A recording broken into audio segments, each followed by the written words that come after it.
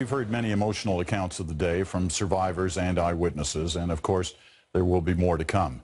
Tonight, we've asked our senior correspondent, Adrienne Arsenault, to take us through the tragedy moment by moment. You're listening to Ottawa Morning. It's Wednesday, the 18th of September. Good morning. 6 a.m. The OC Transpo Industrial Garage. This is where and when driver Dave Woodard started his split shift on Route 76.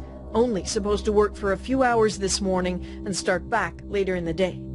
In his 40s, fresh from celebrating his wife's birthday the night before. His bus, number 8017. Like this one, it was one of 75 new double-deckers designed to handle big loads. The manufacturer, Alexander Dennis, has never had a problem or recall on the double-deckers. That doesn't mean all the drivers liked driving them, though. OC Transpo Sean Pulley told CBC Today he actually tries to avoid them. They're very heavy, very hard to stop. I do know that. I've never driven it with people on it, but I can tell you that bus is heavier, empty than one of these regular 40-footers is loaded. Still, it was an uneventful start, a clear day and a commuter route Woodard knew well. Not far away, another basic morning commute, Via Rail 51. Heading from Montreal to Toronto, planning on a routine stop right here at Fallowfield Station, a crucial spot for both bus and train. At 8:45 a.m., Romy Gupta boards Dave Woodard's bus at Fallowfield, as she did most days. Precisely on time, she said. He was very friendly, not angry, not sleepy, happy. The bus very full. Bus was super, like it was over full. So even I was deciding not to get on the bus because bus was that full. Even I saw people they were standing on, on the top floor as well. As the bus heads out of Fallowfield at a speed that should have been roughly 60 kilometers an hour, Gupta says she got nervous. It felt fast. Gupta heard yelling too. The bus was too fast, and I heard people yelling that it's too fast, stop. On the top deck, PhD student Eric Nelson wasn't bothered by the speed, but says he and a few others saw lights warning of an incoming train and just expected the bus to brake.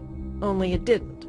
Until that point, no brake. It was really, it was one of those situations where you're seeing it happening and you're thinking, you're also almost assuming that, okay, he's going to start pressing the brakes now, he's going to hit the brakes. And then, of course, when it doesn't happen, that's when you jump out of your seat and you kind of say, hey, stop, or as just about everybody on the bus did. At the very last second, both say they felt what might have been quick braking, but too late. It was 8:50 a.m. Fallowfield and Woodruff, OC Transpo bus versus a train MBC. We're receiving lots of calls for this one. First responders getting the first word. It doesn't take more than a few minutes to realize the gravity of what's happened. Train and bus had hit right here on the level crossing. The train pushing a good 100 meters past the crossing after the crash. Upgrade this to a mass casualty. We have I have about 6 code blacks. I have at least 3 or 4 code 4s on the ground. As stated, we have a 2-story bus. Front end of the bus is missing. The Ottawa Hospital immediately declared a code orange, unclear of the extent of what it would face. By all accounts, those morning commuters were incredibly calm. Many reported they had seen the lights on and barrier down, had seen cars stopped alongside the bus lane to let the train pass. From their bus, they said they sometimes do see that typically slow train on their morning commutes and rarely worry about it. Tonight, there are theories in the grief and a timeline with serious gaps to fill. What was happening with Dave Woodard, with the brakes, with the morning light, with the road conditions, with the schedules? Was the train or bus a fraction late or early to drive both to the same place at the same moment? We don't yet know the minute details of a major loss. Adrienne Arsenault, CBC News, Toronto.